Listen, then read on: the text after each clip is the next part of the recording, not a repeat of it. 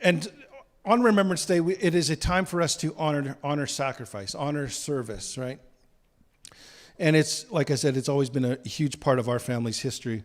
But it really, what Remembrance Day is an expression and a moment of reverence and being grateful for the service and sacrifice of service members in the armed forces generally.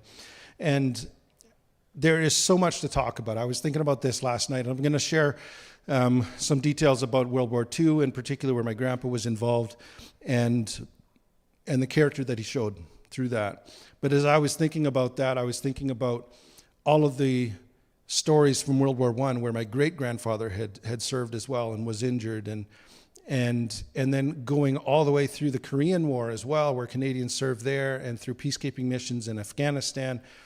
There is no shortage of things for us to be grateful for in terms of that. But it's really about this Remembrance Day is about expressing that gratitude for that.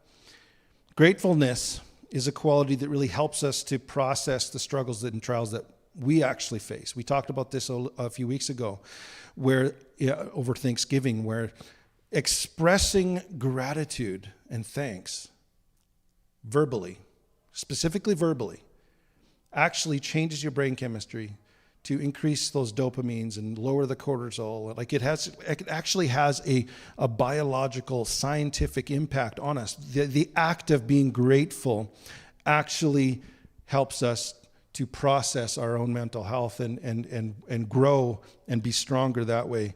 And so that's part of what Remembrance Day is as well, that we are expressing a sense of gratitude. And after the ceremony, we lay our poppy on the cenotaph, right, as an act of respect and honor.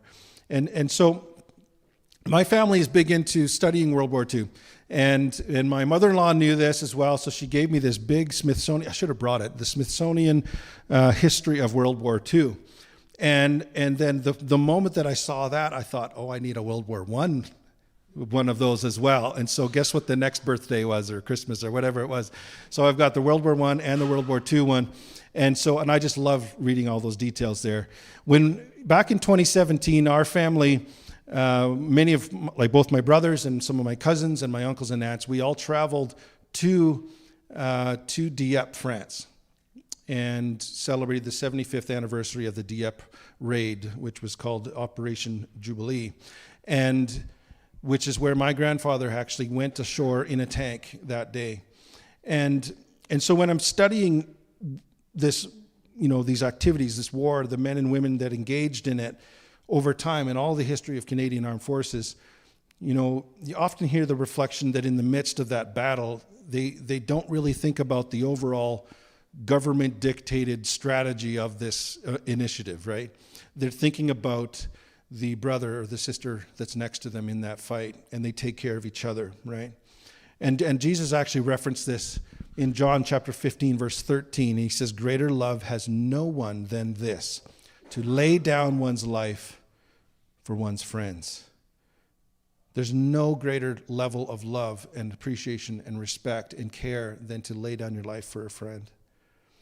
And my grandfather, I always remember Grandpa being this gentle, kind, but stoic tower of a man. This is my dad's dad. He was taller than any of his sons, and he was a loader radio operator in a Churchill tank with the Calgary Tanks that came ashore in Dieppe, France, August 19th, 1942.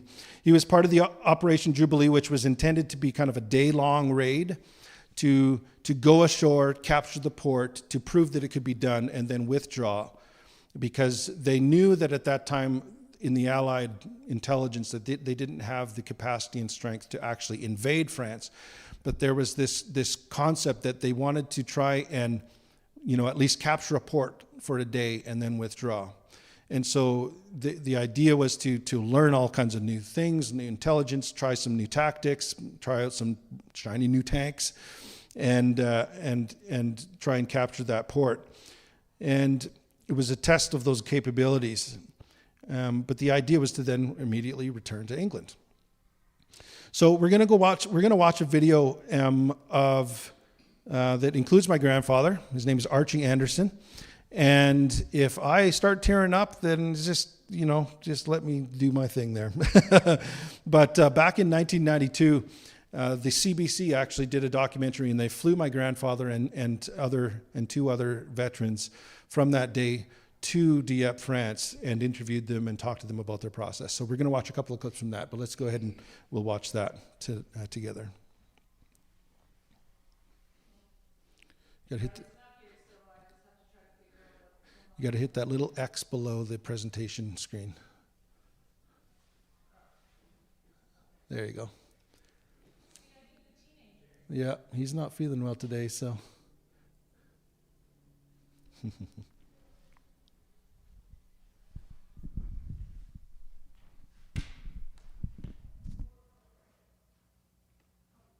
Historians and survivors of the raid continue to search for answers, often coming back to Dieppe, now once again a placid and modest resort city and fishing port, with little outward sign of the battle that so scarred Canadian history. Dominated by cliffs and headlands, Dieppe strikes a visitor immediately as an almost impossible place to attack by sea. And yet it was attacked by men who can never forget. In this program, we follow the return of 3 veterans who barely survived those terrible hours. Can you imagine sitting up here, looking down there at an attacking force and sort of grinning to yourself, saying, these guys don't have a whisker of a chance. Which one will I shoot at first? Yeah. From former German positions, they're able to look down on the beaches and marvel again how anyone came through alive the nightmare of Dieppe. I think they felt very secure.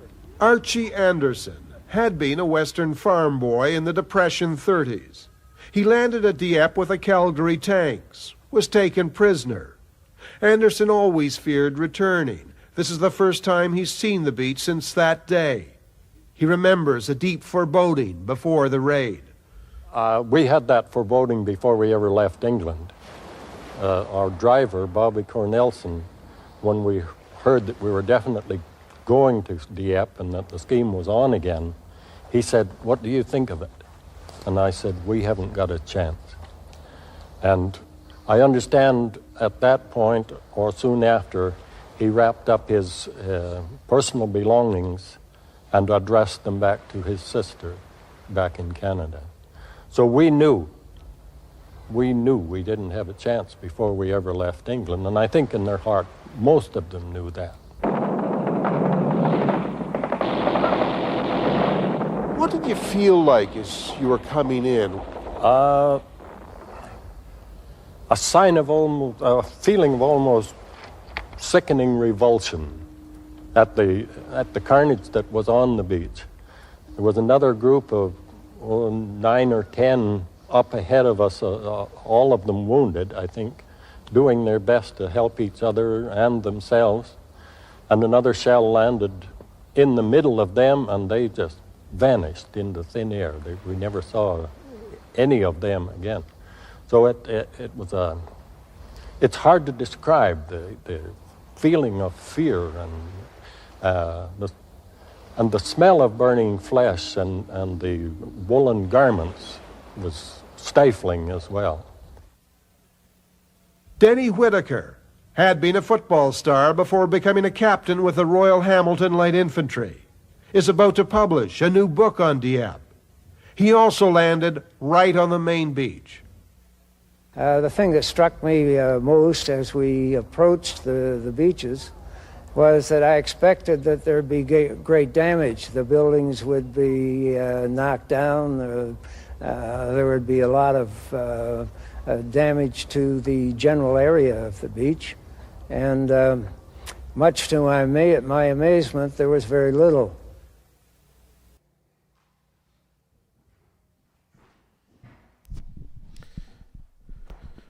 One of the reasons that they hadn't actually bombarded the town was that since it was only going to be a day-long raid, they wanted to minimize French casualties as much as possible in infrastructure, because they knew they weren't going to be, staying there and invading the mainland France And so they were trying to minimize damage. But what ended up happening is that there was just all of the defenses were still intact, entirely intact.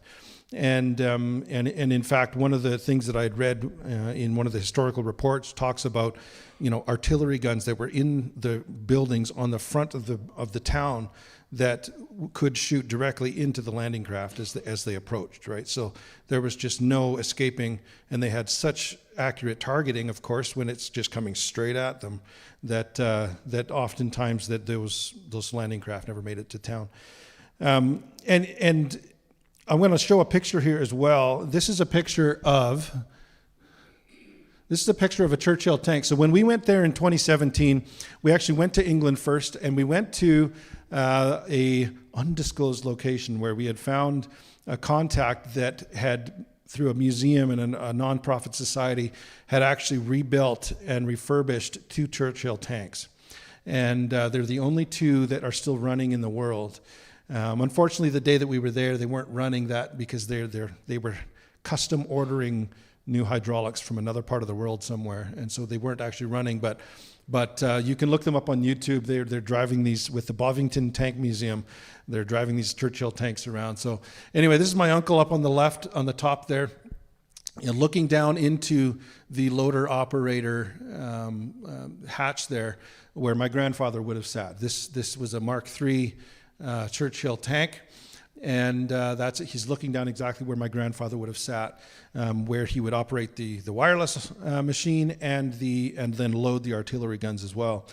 And so this concept of, for a farm boy from west of Calgary to see this carnage coming at him as they approached, I remember Grandpa saying one day, he said as they approached, he prayed to the Lord and he said, "Into thy hands I commit my spirit," because he knew that there was just nothing to be done there. And as he mentioned, the sight of that group of men huddled together for safety, disappearing from sight in an explosion, I can't imagine what that would do to someone's emotions and psyche. And just this morning I was reading another article from his tank commander that was sitting next to him on the right side there, and he recalled the exact same event and the exact same sight in a kind of a different way, but knowing that there was a group that had been there one moment and was gone the next.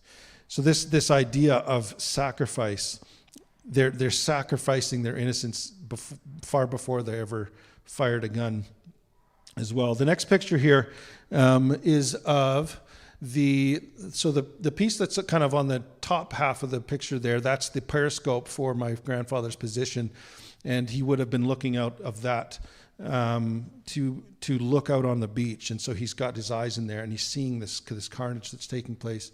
The other little thing next to it, just for your curiosity, that's where it was his job to shoot out the smoke flares and the smoke, to provide smoke screens and things like that. And it's like basically just a pistol, a break action pistol that he would put it in this little canister, put it up there, and then fire it, and it would fire out smoke as well. We were able to climb inside the tank and touch things, and they had live ammunition in there. It was crazy what they are allowed to do there. But we were also told not to tell anybody exactly the location of that place, but I don't know why that was. But anyway, on their way in, an artillery shell landed on or near the tank inside the landing craft, mostly blinding his commanding officer and causing Grandpa to actually lose 80% of his hearing from that point on until the day he died, 80% deaf. And Grandpa's tank was able to get up on the promenade, which is like the flat space above the beach. Many of the tanks did not, because of the rocks were so large that they would just break the tracks apart as soon as they'd go to turn. The rock would get stuck in there and it would bust the tracks apart. And so many of the tanks never got off the beach, but his managed to get up there. And they went back and forth until they realized that the town was blocked by concrete barriers that were just impenetrable to the tanks. Like, it was just no way. And the engineers that were supposed to come up and destroy them with explosives were just mowed down on the beach. They were all on foot and never made it up to the promenade there. Anyway, so we'll go to the next photo here as well. The left track, This is when my grandfather's tank came back down to the beach to help cover and provide support to the other troops that were on the beach. And so their tank, their track, their left track on the right side there, was broken, and they were able to position just a little bit in order to be able to target the ramp that came down off the beach in case the enemy was coming down to do more damage. Because the turret, when it had been hit in the landing craft, the turret was actually stuck, so they couldn't actually traverse the turret, and so they were in rough shape. They were in rough shape. But you can see the hatch on the top left there, where my grandfather may have looked out. Because the other thing as well is that my grandfather's tank, his commanding officer there, his tank commander, was commanding two other tanks as well, and so, but he was blinded by the explosion earlier. So my grandfather, he was having to put his head up because the turret wasn't traversing as well, so they couldn't turn it around to get a better view. And so my grandfather was putting his head up to look around and ducking back down and to tell his commanding officer what was going on, so that the commanding officer, Ed Bennett, could actually command the rest of his their troop. And so you can see the open hatch there. There's an open hatch on the other side as well, on the near side, where the driver and the gunner would have climbed out as well. And so when they were immobilized. And so when the tank became immobilized, the crew exited the tank and took cover behind it. And my grandpa and his best friend, Bobby Cornellsen, who he mentioned earlier, he was the driver. The tank, he and Bobby then went to work carrying wounded off the beach and taking them back down to the beach to get onto landing craft that were trying to escape and bring the wounded back to safety. And Bobby and my grandpa just kept on doing this. And my grandpa remembers saying to Bobby, he says, "You stay here behind the tank. Don't go anywhere." And Grandpa left, and that was the last he ever saw him. His best friend passed away. He was killed, and that was the last time he ever saw him. And the tide was coming in, so wounded men on the beach that were farther down on the beach were getting drowned by the tide that was coming in. And so my grandfather would run down through the water, pick up men, bring them up to where they were above the water line so they wouldn't drown. And that was, I mean, I can't imagine that, because the fire, the blistering fire that was coming across them. Because if you look at and we'll look at a couple of photos of Dieppe's topography here in a minute, but there was just crossfire that was just inevitable there. And so the next picture here is a list of all the men that died there at Dieppe. And so there was over 900 men that passed away when out of the 5,000 that had came ashore that day.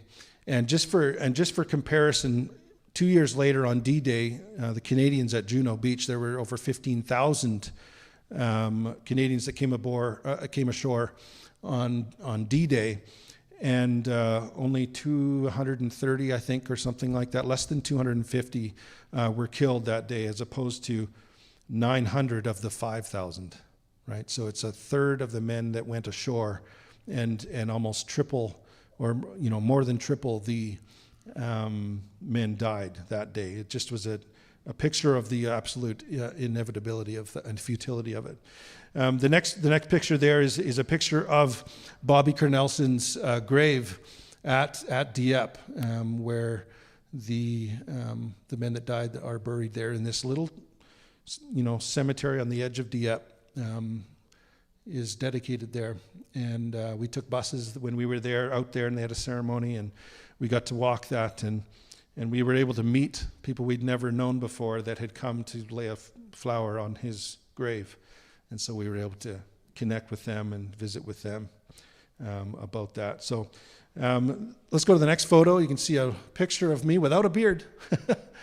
This is a picture from the south side of Dieppe, looking across the beach, and it actually happens to be the same place that my grandfather and the two other veterans were interviewed there. And I only realized that after I was preparing for this, that I was standing in the same place that they stood back in 1992. And so you can see from this that the entire beach is available to them for the Germans to have fired upon. So there was really no sense in hope there. And go to the next photo there. That's just a picture without me in it, which is better probably. But it's a beautiful photo. But with that beach that goes across, and at the very top of that photo, you can kind of see where the port is, and that's where the ships can come into the port. And then there's other lands above on the other side. Let's go to the next one. That is pointing up to where I was standing there, and so all through those cliffs, they still have these caves that the Germans had built into there, and they had machine gun emplacements in those caves. And they would fire down from all angles down onto the beach.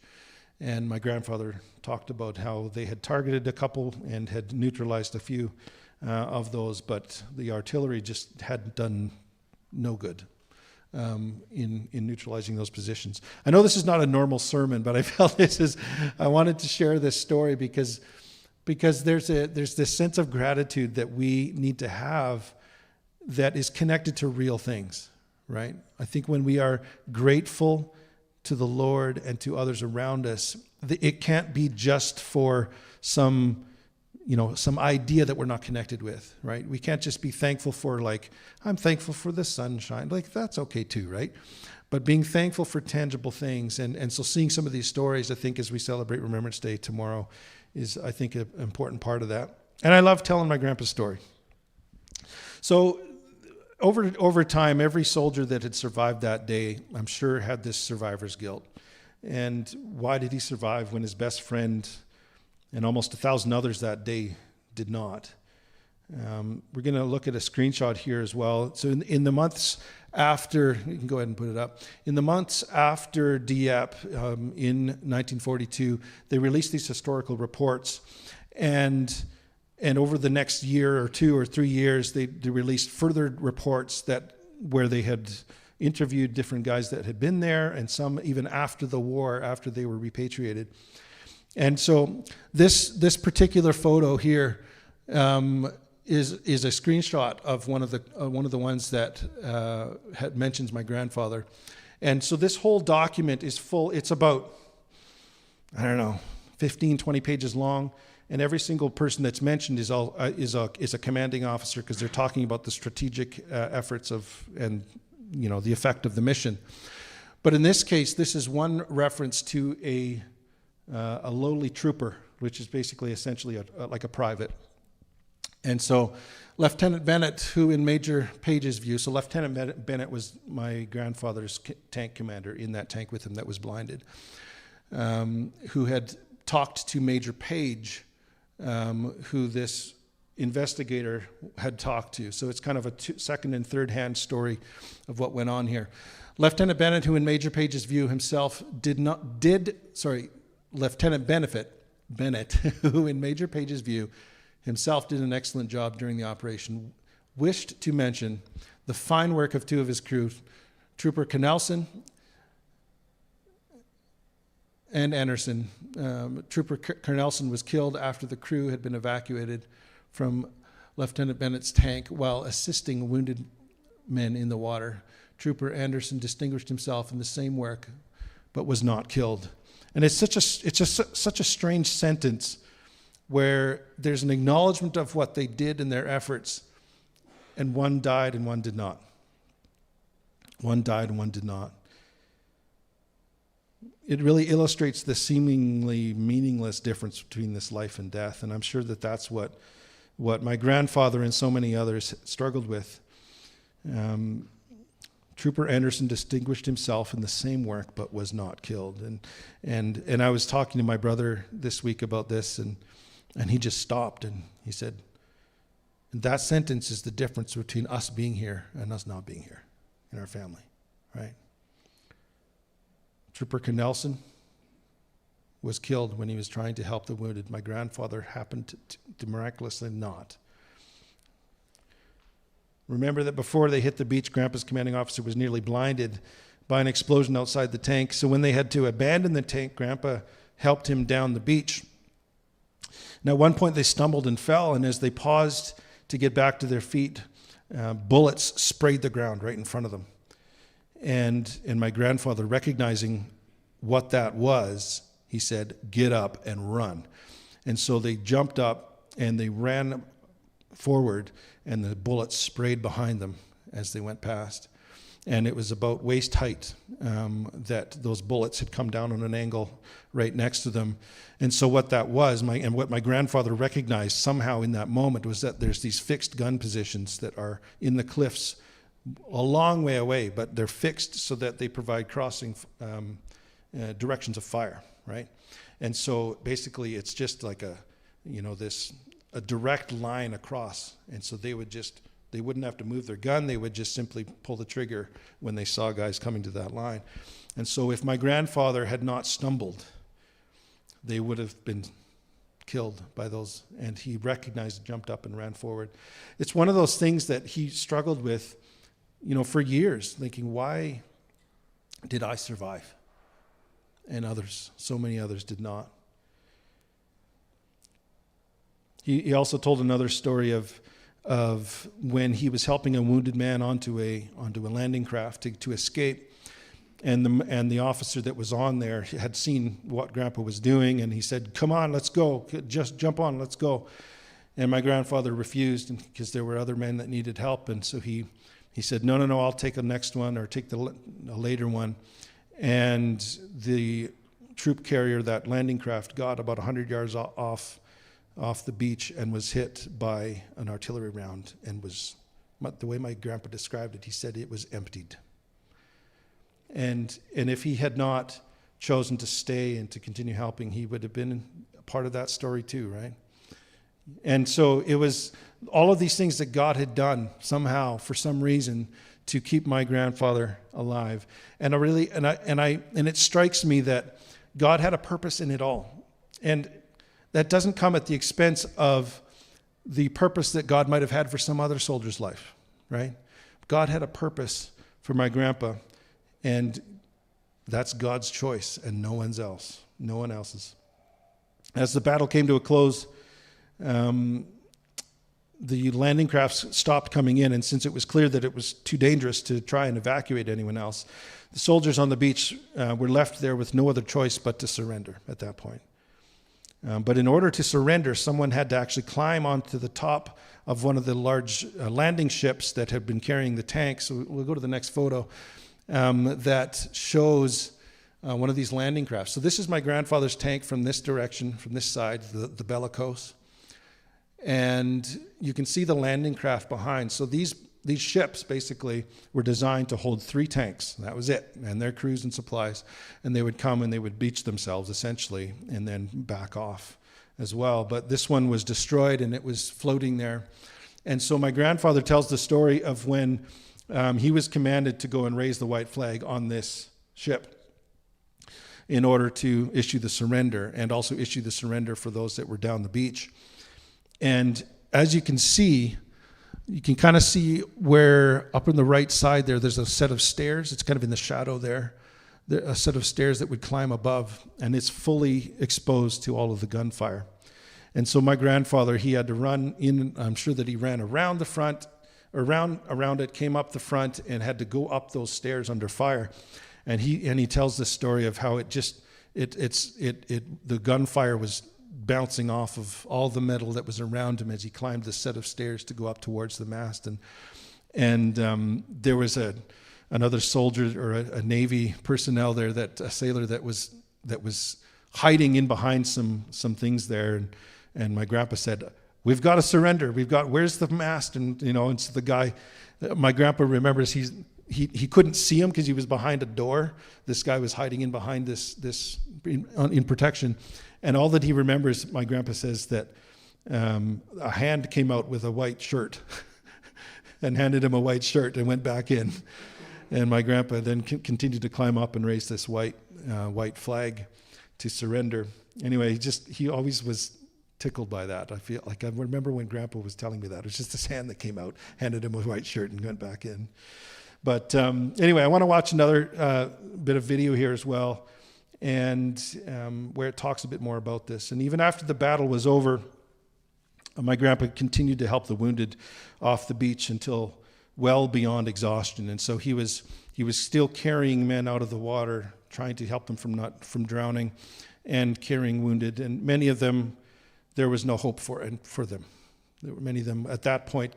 They knew they were going to be they were dying, but my grandpa continued. So let's go ahead and watch that next bit of the video.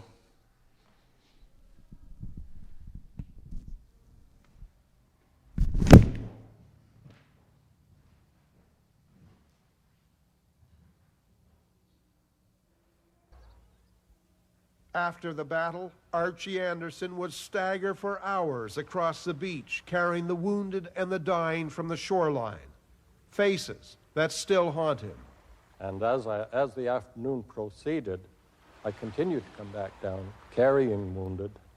And by the time I'd finished with the one I was satisfied with, the last wounded man on there, I came to pick him up. He had lost both legs completely. And he asked me to just leave him where he was, not to bother picking him up. So I said, well, my mother always said, where there's life, there's hope, so we've got to try. And I took him by the wrists and slung him over my shoulders, and I couldn't believe how light he was. He had lost so much. And started back through the water again. And by that time, there were so many bodies in the water, it was virtually impossible for me to step between the bodies as I carried him. It was just so tiring that every trip seemed like it had to be the last.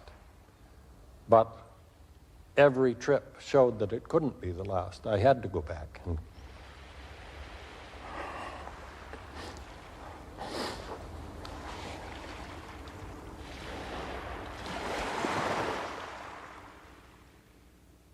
Well, the worst thing that happened to me in the water was when the boat was, the ALC was moving out to sea. There was a fellow in the water named Rieger who was in my platoon. I reached down, he held his hand up, and I reached down and grabbed his hand and tried to hold him and pull him into the water. I tried to get the boatman to yell at him to slow down, but he wouldn't. And I couldn't hold him. And eventually he slipped from my grasp, and I tried to get the boatsman to go back. He wouldn't do it, and so it was a terrible moment for me. The nightmarish was the noise. The explosion of grenades, the explosion of mortar bombs, the explosion of shells, the flying stone, the flying shrapnel, men being hit and screaming, some men calling for their mothers, other men sitting on the beach trying to tuck their innards in, bodies without heads, bodies without arms, and the smell, the horrible, horrible smell of cordite and death. And that's the kind of thing that stays with you. When you have your nightmares, you wake up through the night and it's in your nostrils. I'm sorry, it's Okay, then. you can almost smell it in your sleep, and it wakes you out of a dead sleep. You can hear the noise, you have the sensation of that smell, and if it wasn't for you, the wife laying beside you to comfort you, you would be an absolute basket case. It's very vivid. I can remember everything that happened. I mean, there are lots of things during the war, a complete blank. But I certainly remember this action vividly. Almost every minute of it. It was so awful that day that some veterans have never come back, never want to come back, and I know that you didn't come back until today. Do you think it's good now that you've come back? Has it changed things a bit to come back? I think it has. I think it has. We've come back and found happy civilians. I guess I felt it was my duty to come back and tell what I saw. If it'll do any good, I'm happy. It's a great relief to see it peaceful, and yet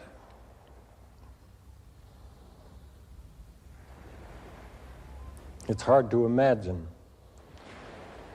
that they're not still here.